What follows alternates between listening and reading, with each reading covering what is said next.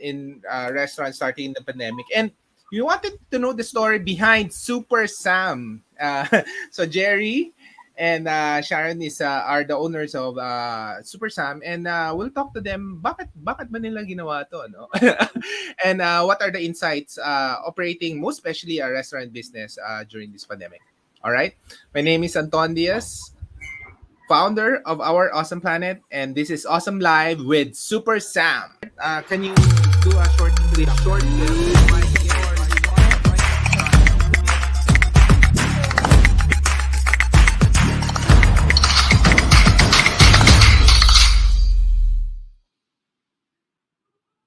All right, let's get started.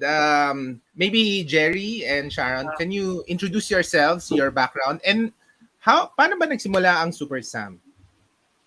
Thank you, Anton. I'm Gerry, and I'm here with my business partner, Sharon Carlos. We started Super Sam last year, this pandemic, no? Last 2020, July. The reason why we started this is because alam naman natin na marami talagang restaurant na nagsara and maraming mga displaced workers, no? So when a chef approached me and asking me for a job dahil sabi nga niya na talagang walang-wala na sila because the pandemic started March 2020. So this was around July. Sabi niya, sir, baka meron naman akong pwedeng i-sideline dyan. Lahat ng yung mga resto na pinasukan namin, sarado na. And walang-wala na talaga sila. So that's when me and Sharon decided na, okay, let's do this. Make this work so we can help also yung mga displaced worker in the restaurant business. It's crazy, but I think it's doable. So that's how we started. So, Sharon? Yeah, so what we did was we just put up a commissary. We focus mainly on delivery. Delivery service. So basically, siguro we only have like 7 to 8 people with us When we started. when we yes. started. But I guess what Gerry and I did was we made sure na maganda rin yung, even though we do delivery, is maganda yung packaging namin. Packaging, masarap yung food. Masarap yung food. We did a thorough R&D to make sure that the food that we're going to serve is really worth your money, no? The value for money. So that's where we decided to start the business. And then not only that, because this is actually parang started off as our side business, but it became our main business right now. Main business siya. Main business. And Kasi that's why to really help the displaced workers first. Oo nga, ang Aside from galing. that, we started July. We have been doing feeding program. We feed Okay. 100 families every week since July Wow. till yes. Through a charity institution named Grateful Tuesdays, no. Something that we can little things that we can do to help yung mga displaced workers kasi marami nga nawalan ng trabaho, marami rin nagugutom. So kahit na maliit na pagbabalik lang, no. So yan yung talagang intention namin. That's our advocacy. Okay. And also for every chori burger that we sell, we set aside a percentage to be given out to charity institution. So yan yung pinaka-objective ng business nito. Okay. Let's bakit Super Sam? Super Sam is basically super samahan. So pakikisama, that's very popular in the Filipino na pakisama, samahan. Since we're doing this, our objective is to also help people. So yun yung naisip namin, super samahan. And then, if I may also mention, because of that Super Samahan concept, a lot of people are ordering Super Sam to give away to their office mates Friends. when they have meetings or birthdays. So right now, we just dispatch a couple of orders for some corporate clients. So yung Super Samahan nag-i-evolve, no? Hindi lang siya yung for helping, but also for friends, for families. Okay. Especially now, hindi nagkikita-kita yung mga family and friends. The way to really show how you miss people is to send out some food, di ba? Food for thoughts, no? So, maraming ganun. Maraming may mga nag-birthday, order Oo super nga. sad. So, we send it out for them with a special note. And also, meron na rin nagko-contact sa amin na mga nasa abroad na gustong magpadala ng Super Sam sa mga families nila dito Super because Sam. yes, kasi pwede naman silang magbayad through bank deposit, GCash. So, naging Super Sam, yun talaga yung Super Samahan. Ayun. That's good, no? I know ang ganda ng concept to support displaced workers. Pero what's the food concept naman? What's the overall food concept? Bakit Super Sam ang tawag din? We started off as a comfort food, which offers burgers, milkshakes, and chicken. But we have also diversified because since it's a super samahan, it's a local business. We sort of like mix the west and the east. So meaning to say we're American that has a touch of Filipino as well and Asian food. So we have the food like bagnet kare-kare, binagoongan, we have like burgers, milkshake, we have salad, soup, different types of pasta. So so we have a very wide range of selection for everyone. Okay. Anong mga best seller? So, it's more food or Yes, Filipino na American food? Paano ba? Paano I bang should say concept? that. Yes, yes. Okay. So American with a Filipino twist, taste. Okay. It's all American. Okay. What's the best seller so far?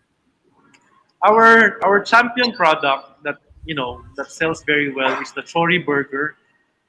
Chori burger. Okay. And also yung milkshake. Yung ube milkshake namin, these two items talagang winner product. Uh, Aside from that, we have buffalo wings. Now that's selling very well is the Angus salpicao, the Angus salpicao, because Mango we use salpicao. Argentina grass-fed beef, so malambot siya and malasa. No? For pasta naman, our triple mushroom and seafood marinara is doing very well. So ano ba, during this pandemic, are more and more people just sticking to comfort food? What did you notice? Yes, I noticed that no that people are sticking with comfort food.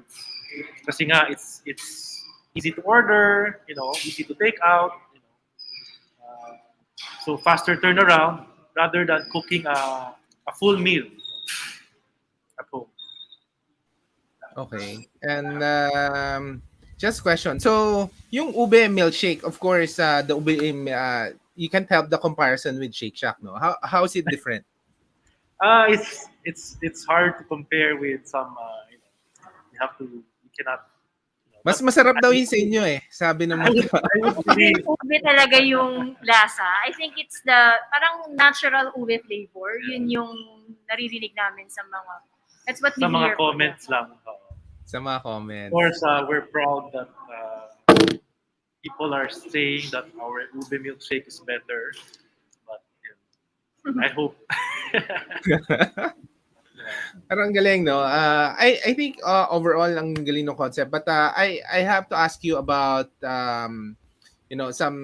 something that what works for you during the pandemic. But before we do that, of course, one of the iconic is yung backdrop sa likod nyo, no? Can you tell us the story of that backdrop muna before we proceed?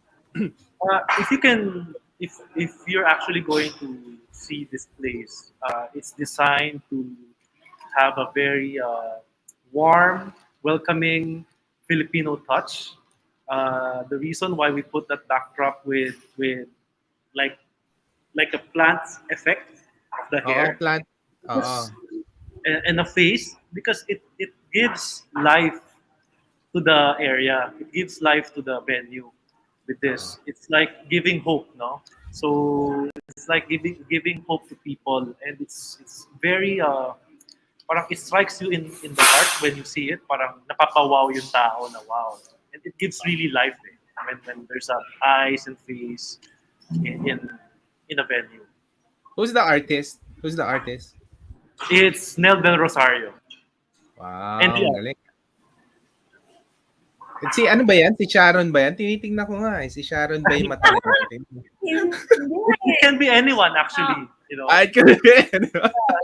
wala naman palang specific person, but it really gives a message that, you know, there's life in this store, you know, there's hope in what's happening right now, you know. If you will see, I'll just show you around, though. Can I go around? Sige, go. Yes, yes. Perfect. So you can see this. We have a live mural, and then we have a coffee bar, and Wow. we have also uh, a liquor bar. So Wow. Nasa centerpiece. tap, Okay. tap bar. So once we are open, meron kaming draft beer, we have cocktails, mocktails, wines, and everything. Nice. Nice. And you can see that we have a lot of like madilim, no? Mga plants. We put a lot of plants inside. Ang daming ang plants. Yeah. So these Sino are bang plant dito sa inyo? Ikaw ba? Or si Sharon? So, who's... uh Wala. it just really gives parang parang life, no, in this place. If you have plants, nakakabuhay Oo, ng ang ganda. nakakabuhay ng pwesto. And if you will And then see may our alfresco chandeliers, area, no? we have our chandeliers there. Those are Ah, Vito Selma naman siya. Sa local yes. Cebu-based Oo. uh, Cebu-based na ano, Artist. furniture. He's very popular, Vito Selma. Even the chairs. Ah, nice. And then we have a lot of outdoor seating as well. Mga, you will see that. What's the capacity? So total capacity is around. We have outdoor seating. No? Ganda. So total capacity is around 180, no, Okay. 290. So And we have many alfresco. Majority is alfresco. Ako na majority umikot. is outside. Okay. Ganda. Ganda. The store is really beautiful. It's one of the first restaurant I'll hit once it's available to go out. No? Ang ganda, ang ganda. So now, um, what do you think? You guys are starting. Kumbaga, on the pandemic end, 'di ba? So in essentially kasi most restaurants start with the brick and mortar dine in and they're trying to expand to delivery. Kayo that it's the other way around. The delivery going into dine in. Is there any difference in preparation ba? Or what were the factors you considered with doing a delivery first and then a dine in? Yeah. The difference is when we started the business, we started from scratch, as in zero, no. Oo, wala So, talaga. Wala kayong so background experience before? Restaurant experience. we don't, but we're more of a foodie, and Okay. we also have uh, professional nga yung mga chef namin who came from reputable restaurants as well, who help us out to come up with great food, no. uh, it's easier for us because we started as a delivery service. So Yes. yun cost and operations cost is a lot less. So and we started only in our garage, sa parking lot lang. Okay. Yeah. Nag-start kayo sa parking lot. Okay. So very very minimal ang overhead namin. So that's the difference compared to others naman na was established, marami silang branches. So mas mahirap, mas tinamaan talaga yun mga business na may store na marami. Kumbaga kami, we were prepared because we started nga during the pandemic. We were kind of aware. It's still difficult hindi naman sa madali. Oo. Pero kumbaga we are aware that the pandemic will not just last for a year. Mas prepared kami as mas maingat din Mas maingat. also in terms of expense. And I think the difference is since we're new, syempre, people would want to make curiosity, they want to try and everything. Oo, yeah. So now we're focused in sustainability naman, making sure that we serve great food, super sarap food, like what Marky said, so sarap food, and Service. also very, very good service to our client. Okay. I have a question. But I'll pull up Pinky muna. Pinky said, "We love Super Sam. Pinky pe Tobiano, super samahan." Now, Thanks. que- um, my question is, ano ba ang question ko? May question ako eh. Yung in terms of, in terms of opening the restaurant, no? What went into your mind? Why? Of course, you have a choice to, let's say, delay the opening of the restaurants or construction of the restaurant, let's say, Next. Nawala. Ay, sorry. Internet pa natin. Hindi, okay.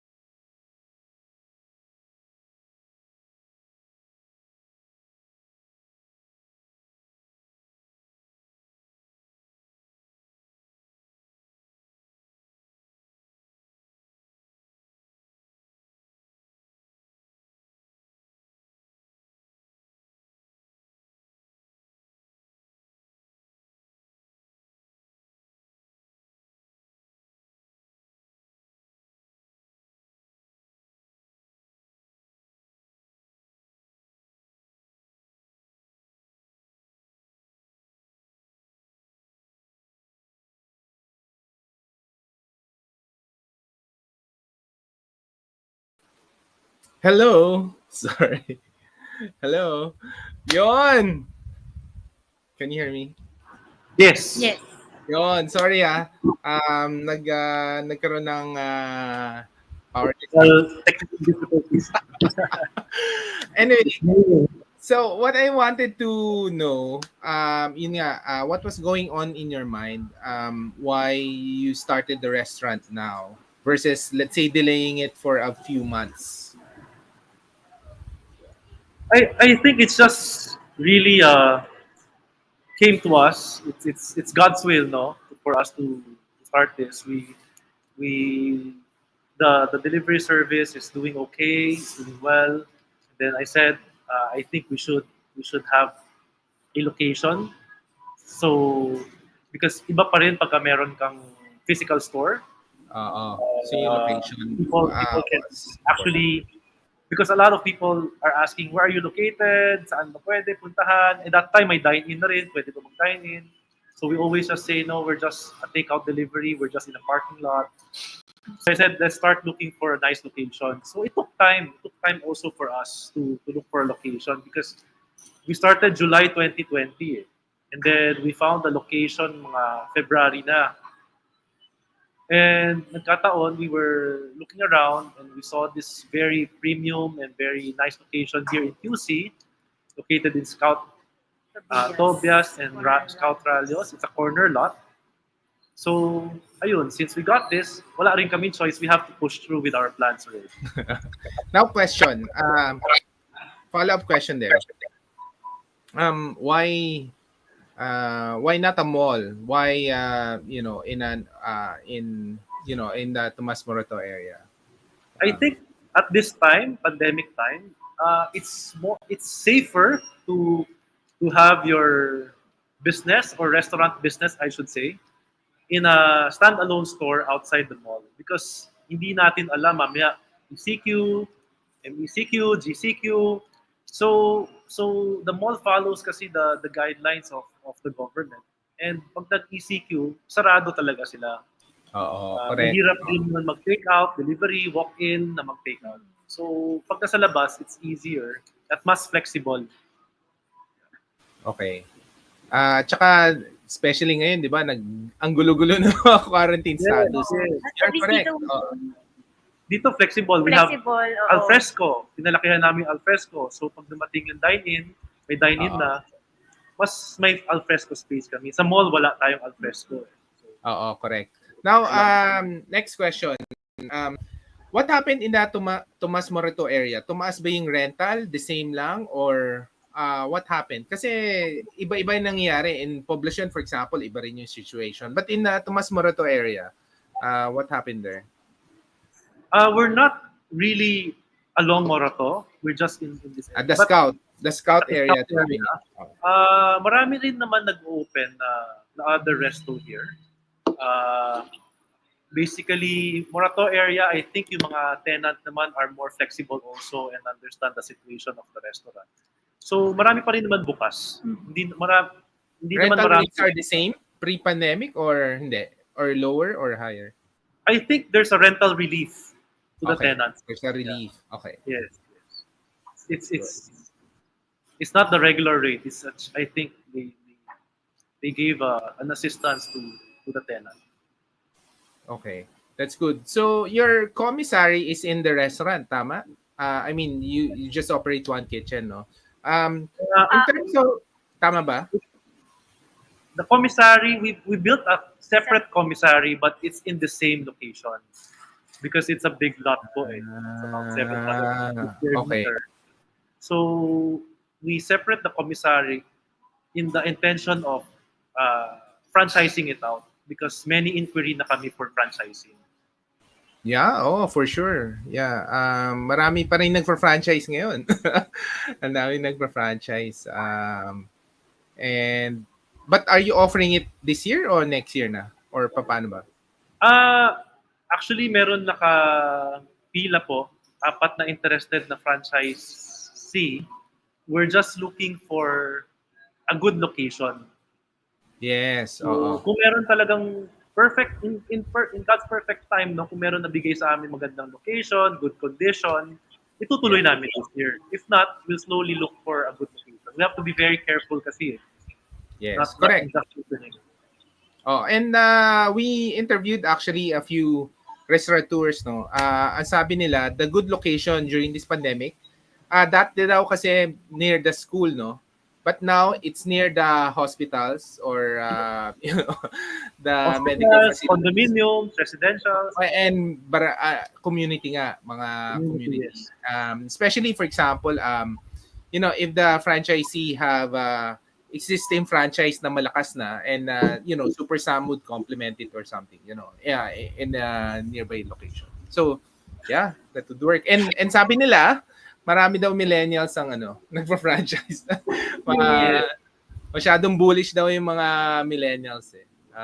Very So that's good. I mean, that's good for the industry. And you guys are millennials, obviously. We're far from being a millennial. Yes. Di ba? Okay.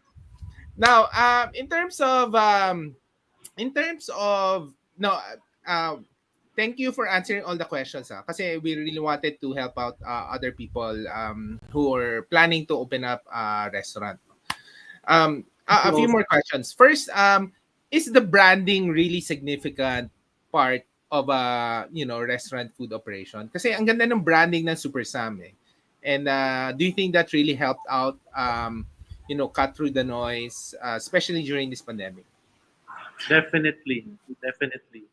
For any business, I believe branding is the essential to be successful. No, in any kind of business, branding and marketing is crucial to the success of any business.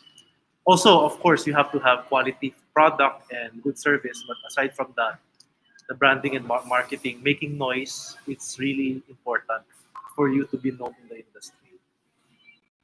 Yeah, and na-notice ko na branding, if you're starting a business now, is it kasi ang ganda ng ginawa niyo, no?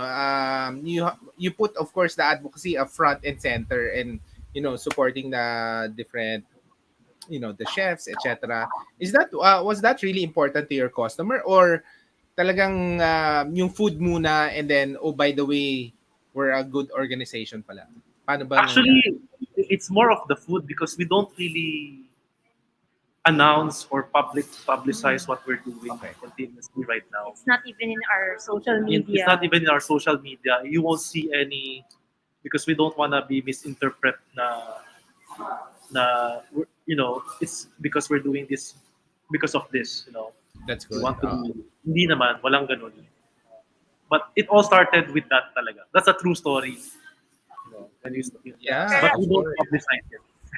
I think what makes us different is, first of all, kahit na nagde-deliver kami, yung packaging, people were very curious about the one every time they unbox the Super Sam burger, iba daw Mhm. yung experience. So even though we were doing deliveries at that time, we wanna make the people feel different. Na 'di ba? You're special. Kahit wala kaming dine-in, masarap yung kakainin mo, maganda yung bubuksan mo. At hindi nakakahiya ipamigay. Yes. Gusto Ipadala ipadala sa sa mga pamilya, kaibigan, kaibigan. pamilya. Oo. I Kasi, think di ba, that's a big important market, yun eh. no? That's a big market during this time. Tama ba? Yes. Karamihan kasi ng mga orders na nakukuha nga rin namin, like what I mentioned earlier, talagang pinamimigay sa family, sa friends. So, Sa corporate for meetings, meetings. Zoom meetings, ganyan. Zoom events. Okay. And so with the dine in, the transition to dine in, are you expecting it parang 50-50 ba yan? 50 delivery, 50 dine in, o parang when you think about it bonus na yung dine in? For now, I think bonus yung dine-in. Kasi nga, it's unstable, di ba? Parang we were supposed to open today. We prepared Oo. all the goods, the stocks, nag-stock up na kami yesterday. Biglang sinabing, oops, hindi allowed. So, sabi ko nga, I feel that a lot of restaurant owners are suffering because of this. It's not only that they're not no dine-in, but di ba, they have to load perishable goods. No? Oo nga. Paano pag ganyan? Wala, magulo lang talaga eh, no? Oh, well, we planned it out na talagang sabi nga namin medyo be conservative lang when you do your purchasing. So medyo ingat lang din when it comes to expense. Okay. Thank you so much for, sharing your insights. Maybe some final tips, no, and message. I know there are a lot of home based like you guys who started in a garage and going to a restaurant. Some have been very popular as a home based business, and they're really, thinking now, or marami nagko-court sa kanila to open in a mall, open a restaurant. If you look at your 1 year journey, what are the top lessons you can share to them, for them, if they were to consider opening a brick and mortar store? First is I say always say a lot of prayers. Ask for enlightenment and guidance. Get the feel. That's number one talaga. Give grace to God and really pray hard every day kung ano ba yung direction ibibigay sa'yo. Kung para sa'yo. Pag hindi, huwag pipilitin. Yan yung palagi ko sinasabi. Always have hope kahit nasa pandemic. I feel that kahit sobrang hirap ng sitwasyon, there's always hope. Laging may pag-asa talaga habang we're alive, no? Do not be discouraged of what people will say, what your situation is. Always find something that would really, do things to make you recover and pick yourself up again kung saan tayo. Kasi lahat affected, di ba? Faster dapat yung quick and decision making mo to shift or divert yourself kung saan tayo mag-earn, no? That's my advice. And of course, our 1 year journey is not easy. It takes a lot of passion, dedication, a lot of time to do this, to be successful. Kailangan you have to really put a lot of hard work, and I think the passion is the right term. You have to be passionate on what you're doing. Hindi lang parang, okay, gusto ko lang ng restaurant business, sige, gawa ako ngayon, tapos bukas wala na, try lang. Dapat full heart ka talaga na gusto mong gawin to. No matter what, we need to be successful. Sharon? Ako, yan, first of all, prayers. And second, passion talaga. Like what, I look forward to going to Super Sam every day. Every day, there are new challenges. Pero masaya kami. Pero masaya ako. Masaya kami ni Gerry. Especially ang saya-saya rin ng team namin. To be honest, pag nandito ka, You both can feel our the energy the positive energy. of our both of our FOH and the back of house. Masaya lang. Masaya lang. Just happy. Take out the stress. May stress pero it also, takes out the stress. To be happy. Kahit na pandemic. At least yun man lang, it gives me, diba? It gives me more energy to go to work every day and think of how we can improve business, how we can improve our service, How our can we provide? how can we di ba, para mas maging stable na din yung work nila para sa kanila once everything goes back to normal. Yun, ang galing. Ang galing, congratulations. So final question from me. When you were discerning na no, doing a restaurant is the right thing for you guys, was there a sign ba, or was there a confirmation that this is the right thing for you guys? I think so, because when we started, the sign is when people believe on you, when people start to order and give you a lot of compliments, repeat orders, these are signs for us to push through. When your family, especially the family, are very supportive, and especially Miss Pinky Tobiano, who's watching, who really believes in you, and our partners as well, no, to push us, to keep us going. These are the sign. Yung alam mo yun, swabe lang yung hindi masyadong maraming challenges when you start this business. These are signs. kung smooth flowing lahat, these are sign na talagang it's fate and destiny. It's God given. That's good. So Maridol is asking, when are you going to open for the public? I think We're, that's we're actually open. For no, I mean delivery. dine in for dine in. Well, it depends on IATF. It really depends on IATFs.